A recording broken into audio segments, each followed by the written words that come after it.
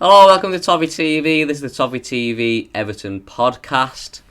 Me and Cam are back after a couple of weeks of we've been stalemate for a couple of weeks. Well, not I won't say stalemate, but we've been in a sort of place where it's been we were just waiting, weren't we? We found out pretty much a week ago now that Rafa Benitez was probably going to be the Everton manager. Been the favourite for quite some time. I think the last time we did this podcast, it was just the same name for a week, wasn't it? We were talking about Nuno, like the names like Potter, Galtier, Dunga Ferguson. Obviously, we spoke highly of him in the last podcast. Obviously, he was the man that, I don't know if you wanted him, but I definitely wanted him as the manager. But then here we are, a couple of weeks later, and Rafa Benitez is the first man to manage Everton and Liverpool since 1892. What was your initial reaction to the news? Obviously, we knew a few days before anyway, didn't we? Because it's the worst kept secret in. Yeah. I think Everton aren't great at keeping secrets, but.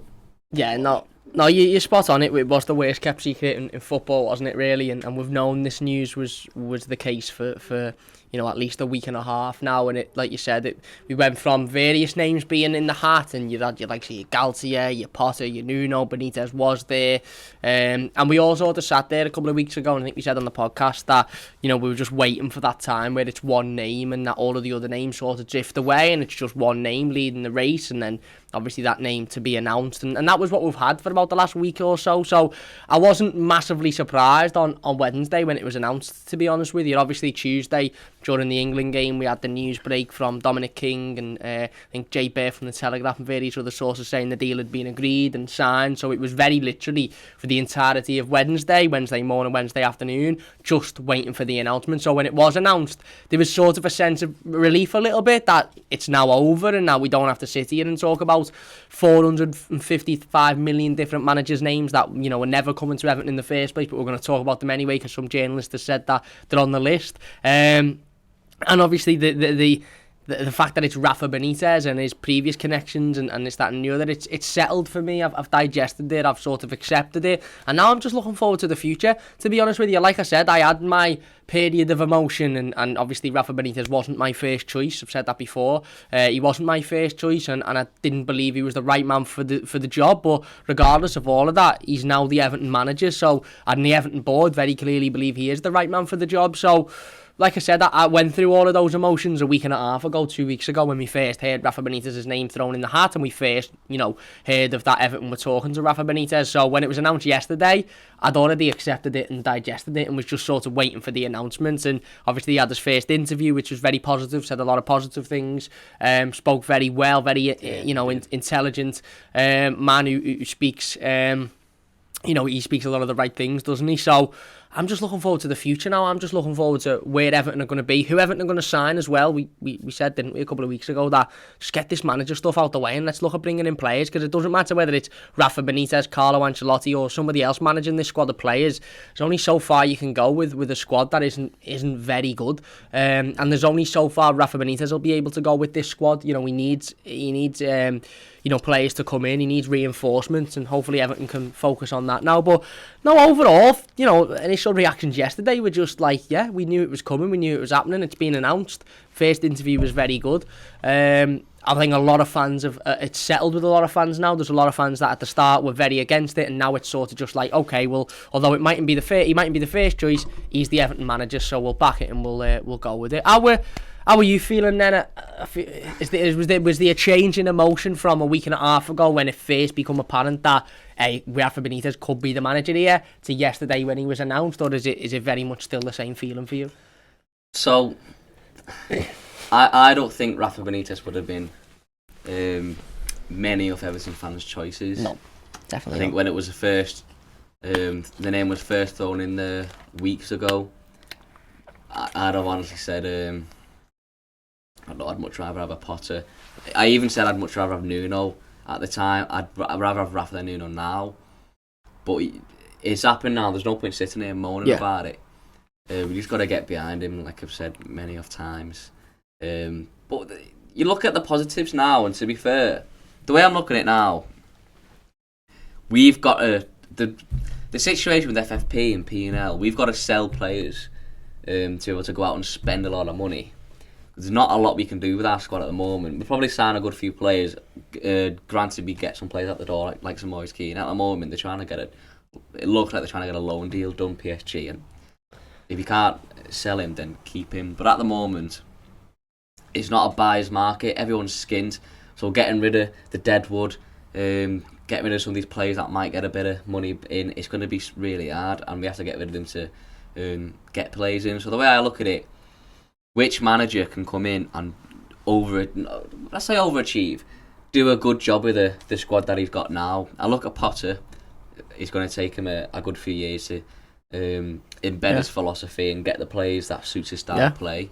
I don't know whether we're patient enough, and I don't know whether he's got the mental strength he needs to put with our fans for a good few years while he builds what he needs to do. Duncan Ferguson said he knows the squad and everything, but he's going to be there anyway. Nuno's the same sort of thing with Potter. Needs to come in, get his players through the door. Yeah. Someone's been arrested outside. But then I look at Rafa and we look what he's achieved with squads in the past, and he's the probably, he plays the 4-5-1 in the low block, similar to what we've been playing last season. You can do a good job of good plays if you can get them in. Obviously we've got some plays in there already. So I look at Rafa Benitez and think maybe he's the perfect manager coming right now and get some stability, and even get, if there's anyone who can get us into Europe, I think it can be Rafa with the squad we've got now, because let's face it, and it's on paper, he is a good manager. Yeah, he's a good coach, whether we like him or not. The Liverpool thing doesn't bother me. I understand that if it bothers other people, I assume that they're bothered by Gary Ablett and Kevin Sheedy and Alan Harper, David Johnson also. Yeah. I don't see why. Maybe they didn't call us a small club, but I know, but people say things, don't they? And I think what we've seen a lot more of in the last 24, 48 hours is people looking for the positives. And that's right, that's what we should be doing. Look, there's two ways you can go with this. You can either back Rafa Benitez and back Everton, or you don't back Rafa Benitez and back Everton. And that opinion is completely up to everybody and completely up to any Evertonian. And if, whatever people want to do is fine. I will be completely backing Everton and completely backing the manager and completely backing the players, as I've done for the 22 years of my existence on this planet. And people are now, with that, starting to look for the positives. Hang on, this is a guy who's won 13 trophies with his staff behind him in various different clubs. He was asked, wasn't he? Was put on the spot about the Liverpool connection in the interview yesterday, and he was basically asked by the interviewer at Everton, look, you've got a connection with a club in this city, and you've been successful with a club in this city. How does this feel, or something along those lines? And he basically said, and he listed the name of the cities that he's worked in before. He said, I've worked in Madrid, I've worked in Naples, I've worked in Valencia, I've worked in Liverpool, and instead of listing clubs, he listed the cities in which he'd worked in and which he'd been successful in. And of course he's been successful in Liverpool. He won a Champions League. It's not like this is a Liverpool manager who failed and was dreadful, and now it's the Everton manager and we're going, well, he's managed them and he didn't even do anything at them. He won the most prestigious trophy in club football with our rivals. Now, yes, that mightn't be nice, and what he said about Everton mightn't be nice, but he was a massive success there. Won an FA Cup as well there, I think, as well. I was listening to Jamie Carragher's podcast today. I know, yeah. Jamie Carragher's podcast today with Andy Burnham, and Jamie Carragher said, and I know some fans might go, I'm not asked about what Jamie Carragher said is Jamie Carragher, but he said the difference between Ancelotti and Benitez is Ancelotti's won a lot of trophies in his career, granted, and obviously, very prestigious career, and I'm not trying to compare the two, but Jamie Carragher said Ancelotti won a lot of trophies with teams that were already ready-made to win trophies, teams that were full of superstars, teams that were full of, that mentality to go out and win, and he just sort of come in and added this tactical sort of nuance there and went on to win the trophies there, whereas Benitez has won trophies at clubs like Valencia, who were having to battle with Real Madrid and Barcelona. Liverpool at the time weren't great, let's be honest. Carragher said himself that the team that won the Champions League with Benitez was nowhere near as good as the team that followed it 3 or 4 years later, but that team won nothing. Obviously in Napoli, again, fighting against the likes of Inter Milan, Juventus, won the Italian Cup over there. So he's very clearly a good manager. In fact, he's a very good manager. Everybody you talk to that has supported the club Rafa Benitez has been at talks very highly of him. Very few people, other than Chelsea fans, which is mad because he was successful at Chelsea. Very few fans of clubs he's managed that have got a bad word to say about him. Newcastle fans won't have a bad word heard. Them lot across the park won't have a bad word heard about him. There's things in the media saying he's always the first in the training ground of the morning and he's the last out. He's constantly working 24/7. He said it in his interview yesterday. Said the first thing he done when he come to Finch Farm was check the transfer targets and look at who we're going to get in. You know, he said, I was actually looking at the transfer stuff this morning. Now, this is a man who it's probably his first time at Finch Farm. We've known there's articles on the internet now saying that he'd met with the owners on yachts and he'd met abroad and he'd had to quarantine and this, that and the other. This would have been the first time he was at Finch Farm. You know, he could have sat there all day and gone, right, I'm just going to bed myself in. I'm going to meet the people out of here. I'm going to find my office. I'm going to sort everything in terms of paperwork and stuff. And I'm just going to chill out for the first day. It looks like, and this is just me reading between the lines from his interview, but it looks like he's come in and gone, right, who are we signing this summer? Where's the targets? What's happening? What's the plan? Where are we going? Who are we looking at bringing in? And that's what we need. We need some proactiveness. We don't need another manager that's going to sit off and wait for things to come to him. We need a manager that's going to go and get the things themselves, and hopefully Rafa Benitez is that man. But I keep saying it, mate, we all want the same thing, don't we? We all want Everton to be a success, and I can't subscribe to this wanting Everton to fail because it's Rafa Benitez. I hope Rafa Benitez wins us every possible trophy, and I hope he's the most successful Everton manager of all time, because that would mean he's the most successful Everton manager of all time. And whatever he's done with any other club, them lot or anyone else, I'm not bothered about. I'm bothered about what he's done at Everton. We wouldn't do it with Ancelotti and go, yeah, but he was, what did he do at Real Madrid, or what did he do at Chelsea, or this, that and the other? Well, no. And I get there's a rivalry and it's different, and what he said about the football club, I understand all of that, but it was a long time ago, and he's the Everton manager now, so... Well, about that, what he said about it, the good thing in his interview, he said, wherever he's at, he'll back his club. Yeah, and he'll fight for it. Which is fine by me. Yeah. Because we have our rivalries. You want your manager to be passionate about your club, don't you, and back your club. Absolutely. And go after your rival clubs and challenge referees, challenge the media. Something that we've not had for quite a while, maybe even since David Moyes. And David Moyes, we loved him because he'd even challenge our own fans. Yeah.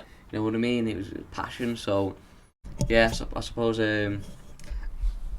that's a good thing. I almost started choking then. Yeah, I get it. I get that some fans, can't see through that, and I understand it. I understand, the whole mentality of, never forget, and we're not just going to put it to one side, this, that, and the other. And I get it. And Rafa Benitez has come out, by the way, before today, 18 months ago, when obviously before Carlo Ancelotti was employed when Marco Silva was sacked, and Benitez wanted the job, and a lot of Evertonians wanted Benitez at that time.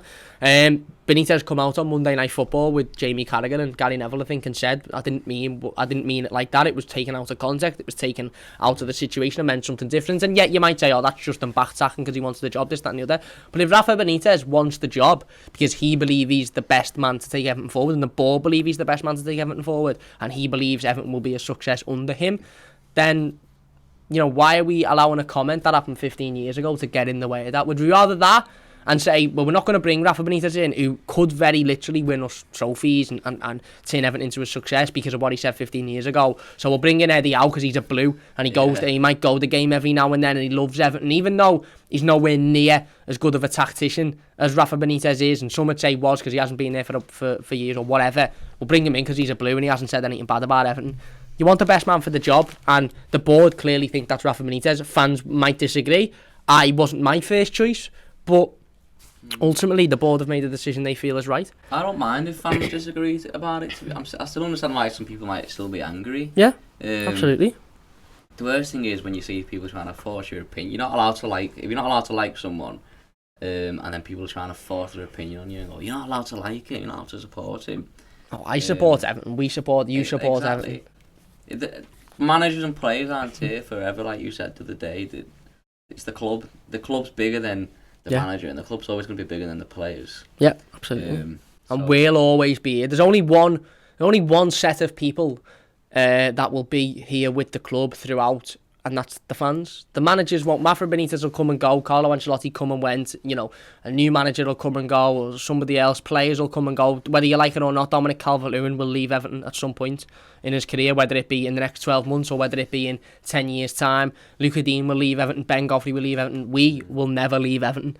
So we're the only, we're the only group, aren't we, that will be throughout. And I'm not going to let a managerial appointment change that for me. And in fact, I'm not even that angry about Benitez coming in. I think he's a good manager, and he could be the right man to take us forward. So now it's real. Now it's obviously we've seen him with a scarf around his neck and being interviewed on the club YouTube or website, whatever.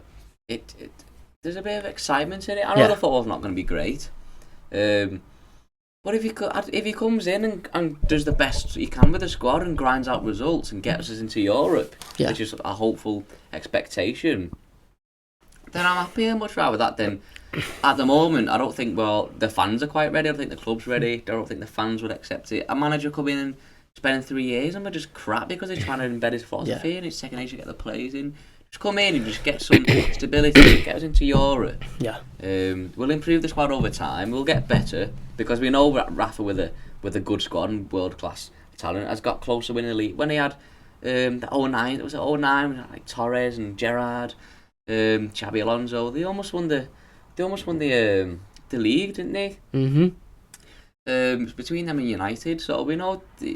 If you have good players and world class players, the football speaks for itself. It doesn't matter if you're playing the low block. Good thing you'll see good football on the pitch because you've got good players.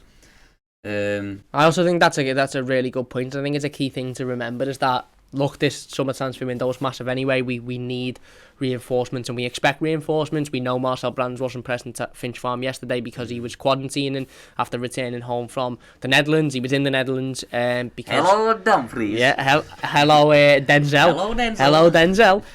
He was in the Netherlands to discuss potential transfer targets. Whether that's Denzel Dumfries or not, we cannot confirm because we don't know, but hopefully. Maybe it seems like that would make sense. Hopefully it is because he's an absolutely brilliant player, and it would make sense because Netherlands are now out of the Euro, so I'm sure Denzel will have a bit of spare time on his hands. But what we also shouldn't forget is that, you know, barring the reinforcements, and hopefully we do bring in some good quality players, you know, young, hungry, athletic players that can improve the squad. Let's not forget that there's still a lot of players in this Everton squad that aren't good enough. Whether Rafa Benitez is managing them, whether Carlo Ancelotti is managing them, or whether I'm managing them, there's a lot of players that aren't good enough. So if we don't necessarily bring in, you know, 4, 5, 6 players this summer because of FFP or we can't sell or whatever, and we lose a game next season and you're having to bring on Gomez or Iwobi, let's remember before we go straight... Well, and again, I'm not telling anybody how to feel, but personally for me, before I go straight into that, oh my God, it's Benitez, he's dreadful, I'll be thinking, actually, do you know what? This would happen under Ancelotti, this would have happened under any manager because we've still got the core problem of the squad not being good enough and not having enough quality in it. So hopefully we're not in that situation because hopefully we go out and sign a few boss players and, you know, we don't need to rely on the same players that we know aren't good enough. But that's one thing I would say is that there's still a squad of players here and there's still names within that squad that aren't good enough and won't be good enough under Rafa Benitez. Let's be honest, won't be good enough under Rafa Benitez, and we need to remember that for me. Because, with the squad we've got, obviously with the new manager, could we got a new manager if you didn't know? Have we? Who's that? That us? What's a realistic expectation for Everton this season? It's really difficult to answer, mate. It really is difficult to answer because we haven't signed a player. If you were to say to me now, Cam, Rafa Benitez is in and Everton aren't signing anybody, they're not selling anybody, this is the squad going into next season, I wouldn't expect anything higher than 8th, maybe 7th at a massive, massive push with some unbelievable management. With less points than last season or with more? With it's difficult, isn't it? Because we're probably going to have a lot more games at home in front of fans this season. Hopefully, every game at home is in front of fans, so but that all works with away fans. So it's difficult to say, but I don't expect Everton to do anything this season until we're sitting here on the final day of the transfer window or on day one of the season and we've signed 4 or 5 really good, really exciting players that we know will improve Everton. That's when I'll say, do you know what? The expectation might be a cup. The expectation might be a European finish. At the moment, you know, we can't just look at Rafa and go, right, the expectation is Champions League. Forget Champions League, forget top 4, forget any of that for the moment. Rafa stands on the sideline, he gives tactics out, and yes, those tactics are very important, but once those players cross that line, it's those players that are scoring the goals, it's those players that are defending the goal, it's the players that are making the, you know, playing the nice football or making the right decisions and wrong decisions or having the ability to make those decisions and you know, follow through with them. So for me, it's a difficult question to answer until we actually start to see some transfer business. But I would hope that the ambition is to push. Well, Benitez said it himself, didn't he, in his interview yesterday? He said, I'm not here to compete. I'm here to win. I'm here to win as many games of football as I can for Everton. I don't just want to be there floating about and being competitive. I want to be there in the term of competitiveness, which means winning games of football and challenging at those top levels of the league. These are about transfer. Isn't Messi a free agent? He is. So we signed Messi on deadline day. Imagine it. Do you think he'll just stay? Do you think he'll re-sign at Barcelona? He's not released a statement, have they? And I imagine there'll be a lot more drama if he did actually leave. He'd probably just go and ask for more money. Yeah, I read yesterday that he was in advanced talks to sign a new contract, and I think obviously he legally, I don't know if it's legally, but he is a free agent on the basis is that the date the release date or the final date of contracts has passed and he hasn't got a contract, but he's not a free agent in terms of that, Barcelona have, I know literally they've released him because of the way things work in football, but it's not like they've said, right, we don't want you anymore, you're getting off. It's not that Messi said, I'm not signing a new contract, I'm going to leave Barcelona. So although he is a free agent by the definition of the term, he isn't a free agent in terms of that he's not completely walking away from Barcelona. It looks like he'll sign again with Barcelona. But listen, anything can happen in football, mate. Anything can happen. Manchester City might go in there now, phone his agents and go, before you sign that contract, you're a free agent. We'll give you 10 million agent fee signing on. We'll give Lionel 25 million signing on and we'll pay him 400 grand a week. And Messi might go, do you know what? Yeah, I'll do that. Well, is that likely to happen? Probably not. Well, but forget about Man City. Can you see Lionel Messi signing for Everton Football Club? No. To be honest, Ned, no. Thanks for ruining my day. Everybody that's watching, but my disappointment is immeasurable. My day's ruined. We haven't got the finances to fund Lionel Messi, and let's be honest, we haven't got the ambition to fund Lionel Messi. We haven't. But and Everton aren't even in the and Manchester City mightn't have the ambition to fund Lionel Messi either. Who knows? Should we run a 5k for Messi? Yeah, let's do it. Couch to Lionel Messi. Yeah, couch to Lionel Messi. Raise funds for Lionel Messi. A Just Give Him page for Everton to sign Lionel Messi for his. I think you could probably get maybe I don't know his transport from his house in Crosby to Finch Farm. Probably we got your bus expenses. Yeah, that's it. It's expensive, nothing more than it. You'd probably stay at Barcelona, won't you? But look, I have my own personal thoughts and opinions on Lionel Messi, and Ronaldo's better than him, but there you go. Save that for another. I like Ronaldo's. We'll save that for another podcast. I like Ronaldo's dedication to do it in different We'll leagues. Save that for the Chat and Wham podcast. There you go. Join us for Chat and Wham with Ned and Cam coming very soon. Boxing podcast, Ronaldo versus Messi. Oh my god. My god, you reckon they could do a charity boxing match? What, Messi like the versus YouTuber Ronaldo? one, Messi versus Ronaldo, yeah. You have everyone boxing nowadays. That's what I mean. You could do that. You could well do that. Messi Then you could do like Ronaldo. Gomez versus Floyd Mayweather or someone like that. Or like I don't know. I wouldn't wish pain upon Gomez. No, obviously not. But Floyd Mayweather doesn't really introduce pain, does he? Logan Paul stood up for 8 rounds. Yeah, exactly. He knocked him out, then held him up, didn't he? Floyd Mayweather. That's it. Anyway, let's move on. Obviously, another big thing that's been going on at the moment. Maybe why Everton waited to announce Rafa as long as it did. Obviously, Euro 2020. Yeah. In 2021. Obviously, England just beat Germany 2-0. Yeah. Just 2 nights ago. They've got a real good. Obviously, they play Ukraine in the quarters. If they win that, they play Denmark or Czech Republic in the semi, and then it'd probably be Spain, Belgium, Italy, or Switzerland. Yeah, Spain versus Switzerland, isn't it, in the quarters? So got a good chance to win it. Obviously Belgium got a couple injuries out. Italy were really shaky against Austria. I think Austria were, to be honest, battered them until the late stage of the second half. Do you think England can go on and win this Euro? I think they can. Do you think they will is a different question. As long as they hold and give, but do it at the right time. But they have to be slow or fast. That's it. They must get to the line. They ain't no hooligans. They'll always hit you and hurt you. That's it. Defend and attack. That's it. But with 3 lines on our chest. No, you can't. Skip. Have a skip. There's only one way to defeat the. Gotta get round the back. Get round the back. That's it. Round the back. No, I think they can. Do I think they will is another question. I think, to be honest, if I'm being perfectly honest, without being too negative, I think Gareth Southgate's lack of managerial experience and nuance will fall short for England. Jack Grealish still is yet to start, or should have started the other day, didn't start, come on, and made the difference, obviously. And he should have been on from minute one. Obviously, the exclusion of Dominic Calvert-Lewin doesn't sit right with us Evertonians, and let's be honest, take away the fact that he plays for Everton. Why Dominic Calvert-Lewin isn't in that matchday squad is absolutely beyond me, because he is the best replacement for Harry Kane, and Harry Kane has looked, let's be honest, dreadful for the entire tournament. Yes, he scored the other day, and it was a decent header, but he's been dreadful. Terrible. He's been absolutely dreadful because he's not fit. He's not fit, and he shouldn't have played as many minutes as he has played, and he'll probably play again on Saturday night. Look, you've got to beat Ukraine. They're a decent side. They're a side that work hard. My worry is the next stage, which would be the semis. I think Denmark are a very united side.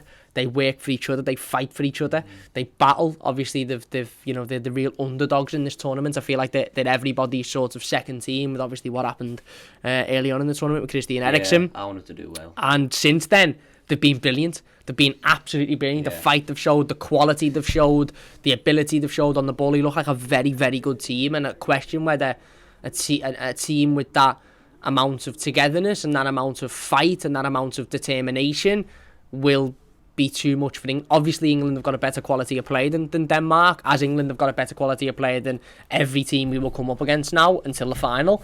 But it's not just about the quality of play, it's about the decisions the manager makes, it's about the way in which we perform. Obviously, we've seen that, other than the game against Germany, it's not been very good to watch. It's been quite boring. I think Raheem Sterling scored even every goal. Germany, again, it wasn't great. I suppose in the end, it was you could say it was the right lineup. Yeah. It was really, because we won 2-0. Obviously, Grealish made a massive difference. But we defended well, obviously. Germany missed the chances. Massive chance. Jordan Pickford, by the way, a national hero, the nation's played hero. at the tournament, mate. If we win the Euro 2020, it's because of Jordan Pickford. Yeah, absolutely. He's played at the tournament. He's played at the tournament for England and for everybody, and no one will be able to tell me different. There's not one player who's shone more than Jordan Pickford. We'd have lost against Scotland. It wasn't for him. They'd have pulled one back the other night, at least one, and then the pressure's on. So, yeah, it would have been 1-1. It could have been 1-0 for Pickford in the first half. Yeah, with the Havertz chance. So, no, he's played at the tournament, mate, absolutely. I don't want to hear it. No, there's been very good performers. There has in various other countries, but none more so than Jordan Pickford. Jordan Pickford is the best player in the world, let's be honest. He is. It's national hero. Forget Messi and where Messi's going to go. We've got Jordan Pickford. But George does me head in though, mate, and it really does. And this is that typical the agenda against Everton. It is, yeah, but it's that typical emotion of Evertonians where everything does our head in. Like, someone farts on the other side of the room, and because they've got a different footy kit on, we're like, why you just hate Everton or something because you're farting at the other side of the room. What's going on? What are you doing? But it is that typical emotion, but it does do me head in the way it's Jordan Pickford's a different player in an Everton shirt. Gary Neville said it on Twitter the other day, yeah. Gary Neville said Jordan Pickford played at the tournament. I agree with everything he said. And the last sentence was like, oh, Gary, you've ruined it there. You've gone right up here, and then you've ruined it. He's watched Everton. That's exactly my point. Jordan Pickford's been brilliant this year. Exactly. I can't remember watching an Everton game on Sky that Gary Neville wasn't commentating on. He has watched Everton multiple times in 2021. Jordan Pickford, barring a penalty against Chelsea, which he gave away, Jordan Pickford hasn't put a foot or hand, obviously goalkeeper, wrong in 2021. So for Gary Neville to come out and say he's a completely different player in an England shirt is wrong. He's not. He's been a complete. If he was to say he's been a completely different player this turn of the year, I'd say absolutely he has been a completely different player in 2021. But he's been a completely different player for Everton and England. Yeah. He was our best player for the last 4 or 5 months of the season, no doubt, no question about it. So it infuriates me because it's like it's this whole World Cup thing, isn't it? He's great in the World Cup and he's awful with England. And like I said, can you believe, and I couldn't believe this anyway, but can you believe there was a selection of England fans and just other football fans that seriously wanted like Aaron Ramsdale in over him, or like Nick Pope in, or Dean Henderson over Jordan Pickford? Are you mad? Home game against Liverpool. Exactly. Nick Pope couldn't lace Jordan Pickford's boots, injured or not, and neither could Dean Henderson. And that blurt at the Telegraph, the editor, whoever, Matt Law. Yeah. Do me a favour. You having a laugh? Former Sunderland player. Former Sunderland player shines in the... Get lost. He may as well have said... Have you not watched footy for 4 years? He played 35 games for Sunderland. He played more games in his opening season for Everton than he did at Sunderland. He never missed a competitive Premier League game for Everton until last season. He played 3 seasons consistently, and maybe that's part and parcel of the reasons why his form dropped a little bit, because he was never out. He never got a rest. He was there constantly. But listen, he may as well have said former sperm, Jordan Pickford, or former so-and-so high school student, or... former... What are they called? Diaper wearers. Yeah, diaper wearers. Former baby food eater Jordan Pickford is shining for England. I mean, why is he ex-Sunderland? Why couldn't it just be current Everton player? Why? Because I guarantee if he played for Man United or Man City or Liverpool, it would be Liverpool star Jordan Pickford. It's a an article about Raheem Sterling said former Liverpool player. Yeah. There you go. But you know why they do it though? They do it because they know we get wound up as a fan base. That's why they do it. If the Telegraph, was it the Telegraph or whoever it was, if they put out an article saying Everton star Jordan Pickford shines for England, we'd all read it and go, yeah, he does, he's right, might give it a little retweet. Because it says former Sunderland player, we're all jumping on it, we're fuming, we're having a go. We should. We absolutely should, because it's an agenda, but it's an agenda that the media run with because they know it's gonna spark clicks. They know it's gonna spark discussion. They know it's gonna spark controversy, and they know now. Like the Telegraph and Matt Law knows now that loads more people are going to go and read that article because people are going to go, what? He said former Sunderland player. Google it. Let's have a little look. Oh, yeah, he's ready. They don't care whether people read the entire article. All they care about is someone's clicked on it and gone and give them a view. So they're very clever in the way in which they do it, and they know why they do it. But you're right, we should be fuming because it's an agenda. Either that or they're just clueless journalists. I swear, if I wasn't a football fan... What does he play for now? And if I wasn't a football fan and I wasn't an Everton fan and I just created a Twitter account for the Euros and followed England, I wouldn't think Jordan Pickford had the club. I'd think that Jadon Sancho was on the way to Man United. I think that Sterling played for City. I think that Henderson played for Liverpool. I think that Maguire played for United. I think that Jordan Pickford just was a brickie or something and played for England every week. That was it. Because Everton haven't been mentioned once in the entire... Other than by Everton media and Everton fans... It's Jordan Pickford, England, and that's fine because he's playing for England now. But remember that when the same the same Twitter accounts, and the same papers, and the same journalists are slating him when he makes one mistake for Everton next season. Well, this is your national hero. He saved you in the semi-final of a World Cup, and he saved you in this Euro so far. If I didn't understand football or understand goalkeepers, I don't really basics. And I didn't watch Jordan Pickford. Just from listening to Lee Dixon, I'd assume that he's the worst goalkeeper on the planet. Well, yeah. It's like, Jordan Pickford dives, makes a save, Lee Dixon. I think he dove a bit too late there. Yeah. Well, if he dove any earlier, the goal would have gone in the net. He'll save a winning penalty in the final of the Euros to win it for England. He'll save 4 out of 5, and Dixon will go, expected 5 out of 5. Or why couldn't he have saved that penalty earlier on, and we'd have won this earlier on? Just, it's a nonsense, mate. Why is he wearing his socks that hard? Yeah. That's it. I think Jordan Pickford's done something to Lee Dixon in a past life. I don't know. Maybe. I think he's done something for his upturning form, and that's grow his hair out.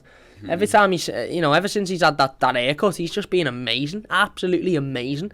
So if you're watching Jordan, which you're probably not, but if you are watching, don't cut your hair, basically. Keep it long. The scruffy haircut in the derby in February was February, wasn't it? Yeah, it was February, yeah. With the scruffy haircut, it was like, you look like a bricklayer. That's it. And you're playing like a bricklayer on a Sunday league. That's it. Proper player, proper. But he's a great goalkeeper, matey, and we've known this as Evertonians for a long time, and certainly in the last 6 months that's been proven. And look, if the media don't want to acknowledge where he plays, and some fans want to get, because there'll be fans that are loving him now and that'll be on his back or laughing at him in 3 weeks' time, or when the Euros are over, small arms this, small arms that, and that's why it's part and parcel of the reason as to why I haven't got a massive emotional connection with England. I want England to win. I'm not one of these uber people that are like wanting teams that are playing England to win so England don't win, or wanting England to lose, but I just haven't got as I have got no more emotion in me to give to any other footballing establishment that's not Everton Football Club. I cannot have that same emotional connection. I'm happy when England win. I want England to win. I want them to do well and I want them to win it, but I can't lie, I'm not that arsed. I'm really not. And that's not because I'm an uber against England or I'm uber against, this, that and Scouse not English, all that rubbish. It's not that. I just haven't got the emotion in me to give to to anyone else that's not Everton, and some people are different, and that's fine. But I've just enjoyed watching the Euros for enjoying watching the Euros. So there's some football that we don't have to. Some of the drama's been like France and Switzerland are unbelievable, mate. Even Spain and Croatia. Croatia pulled it back to 4-3. Yeah, amazing. Amazing. Do you know what would have been even better, by the way? If Everton wouldn't have been in the search for a manager for the last 4 weeks, and we could have actually had 4 weeks of watching the Euros and very little Everton news coming out, so we could just sit here and go, yeah, let's talk about Ben Goffey today, or we'll talk about Calvert-Lewin. I think we would have been stuck with videos, to be honest, Cam. We'd have been sat here. No, we'd have found video. But I mean, in football, in terms, you'd have just been able to enjoy. Yeah. At least now that's what we can do. We can enjoy the final 4 rounds. I've had a great week, mate. I've had a great week. I've passed me 30 on Monday. And then it was I did miss the Switzerland-Spain game. No, thank you very much, my brother. I did miss the Switzerland-Spain game, but I got home for the France. I missed the Croatia-Spain game, but I got home for France-Switzerland. Unbelievable. Then we get to Tuesday. I'm just happy. Happy Everton have got a manager. Happy he's a winner. Happy that we're going to be a success. Happy that we'll win the Champions League next season, even though we're not in it. We should be. We should England are going forward. Yeah, we should be. If Real Madrid, Barcelona, and Juventus in it, then that's it. Yeah, exactly. Yeah. We did try to destroy football. Anyway, we'll leave it there. Just a bit of a short podcast. Just a bit of catch up with things. Not really much to talk about. It's been all quiet, really, on the Everton front. There's not much news. Is the big discussion point is Rafa Benitez. James has been rumoured away a couple of times, but let's be honest, no one's surprised. Moise Kean is probably going to go out on loan again because nobody knows what they're doing. I hope not, because there's literally no point. No. If you can't sell him, then keep him, because we've got no backup striker. You can play wide, not greatly, but better up to now, Coleman there, isn't it? Up to now, we're Thursday today. Moise Kean should be at and will be at USM Finch Farm on Monday because he's an Everton player. He's contracted to Everton, and that's when those Everton players that didn't go away with their international countries for the Euros or for the Copa America, that's when they're due back at Finch Farm. So James Rodriguez, Moise Kean, you should see them back at Finch Farm on Monday. Whether you see pictures of them shared might be a different question, because they might ask for pictures not to be shared because they don't want to be at the club. But if they're not there, then they've breached their contract. Exactly. And we'll take the 45 million out of his wages. Yeah, well, yeah. Not 45 yeah, million give it to Denzel. But, Anyway, there you go. Thanks for listening to the Everton podcast. It's been a nice little chat. We've not done it for a while. So, me and Cam actually thinking of doing a bit for a Ned Cam channel, just like doing non-Everton related stuff, just like mukbangs, and a podcast called Chatting with Ned and Cam, and just playing like random game stuff. So let us know what you'd like to see on that channel if we go ahead and do it. We're thinking about it, but there you go. Thanks for watching. If you want more videos, including live exclusive video, join us on Patreon. Check out Cam's channel, The Mighty Blues. Thank you very much for listening. If you listen on Spotify or Patreon or whatever. But thanks for watching, and we'll see you later.